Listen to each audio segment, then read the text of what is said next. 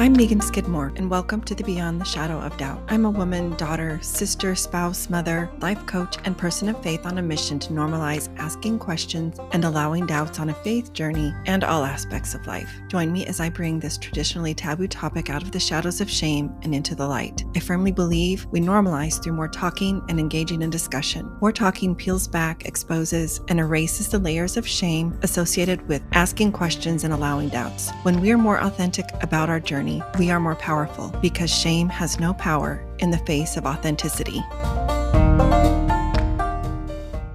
Welcome to today's episode of Beyond the Shadow of Doubt. Shadows are created because there is light. Whatever is covered by the shadow still exists, even if you cannot see it yet. In the book, The Universal Christ, Father Richard Rohr wrote, "The expression, the light of the world, is used to describe the Christ, as found in John 8:12. Jesus also applies the same phrase to us. You are the light of the world, found in Matthew 5:14. So he continues, light is less something you see directly and more something by which you see all other things. In Jesus Christ, God's own broad, deep, and all-inclusive worldview is made available to us." I love Father Rohr's insight.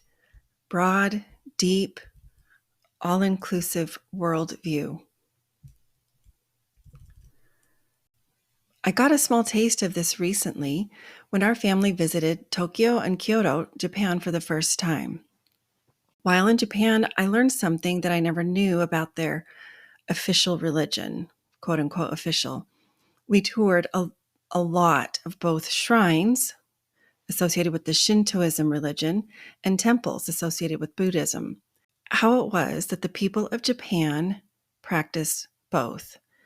She shared with us they coexist. Shintoism is a native religion in Japan. Thanks to Shinto's generous attitude to other religions, people were not uncomfortable about the coexistence of Shintoism and Buddhism. That's why Japanese don't feel it strange to follow traditions of both. Imagine what could or would be different if our collective focus was on coexistence and a, quote, broad, deep, all-inclusive worldview described by Father Rohr. Black and white or binary thinking looks for the either or. So coexistence in any capacity is going to be a challenge. It's impossible to see the beauty of both and from that vantage point. Continuing in The Universal Christ, Father Rohr said, "The binary mind, so good for rational thinking, finds itself totally out of its league in dealing with things like love, death, suffering, infinity, God, sexuality, or mystery in general. It just keeps limiting reality to two alternatives and thinks it is smart because it chooses one." What really struck me about what Mutsumi shared regarding the coexistence of Buddhism and Shintoism in Japan is that for the Japanese, they find much peace and beauty in practicing both Shintoism and Buddhism. Mutsumi continued to share how, quote, on auspicious occasions, such as wedding ceremonies, the baby birth, or when children become 3, 5, and 7 years old, we go to shrines to obtain Shinto gods' blessings. But on unauspicious occasions, like funerals or memorial services for the deceased, we go to Buddhist temples. I invite you to think about this question. I invite you to ponder, how might you be shortchanging yourself by holding tightly to binary or black and white thinking? And where is black and white thinking hurting your relationships? And additionally, where might benefit you to introduce this idea of both and? I want to share another passage from the Universal Christ because Father Rohr actually compares Christianity to Buddhism. He shares, "I'm convinced that in many ways, Buddhism and Christianity shadow each other. They reveal each other's blind spots.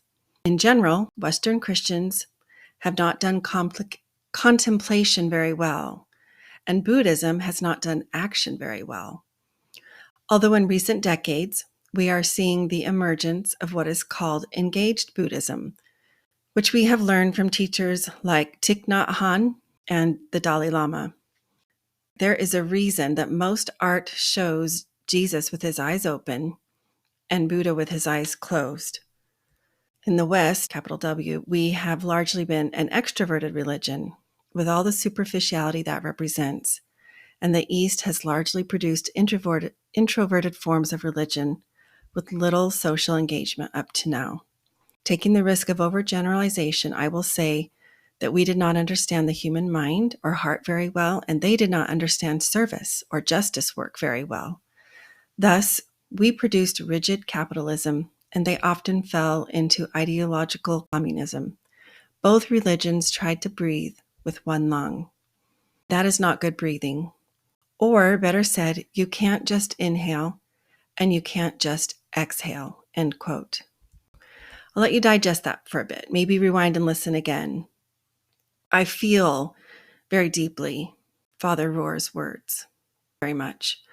The compare and contrast of the two religions is more than fascinating. I believe it's pretty spot on. Coexistence cultivates a learning ground, which encourages and invites teaching and breeds immeasurable growth. I believe it's a type of expansion that can't happen in another way.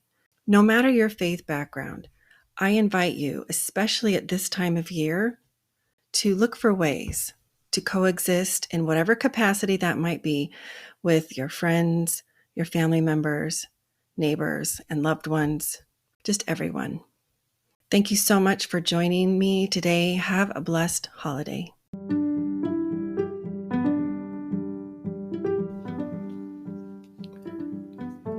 Come get coached or learn from watching others get coached.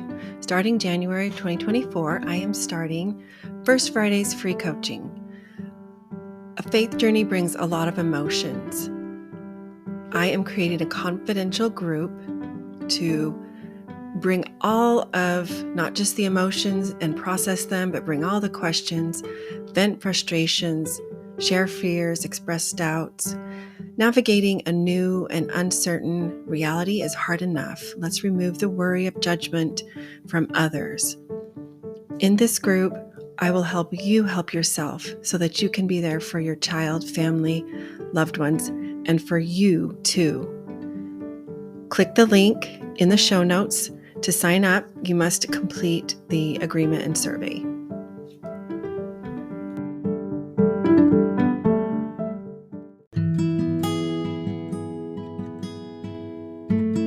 Visit meganskidmorecoaching.com to find this podcast and additional free resources, including the link for a complimentary coaching session. Follow me on Facebook or Instagram for more, or to send me a DM. Help the podcast grow. Please follow, review, and share with a friend.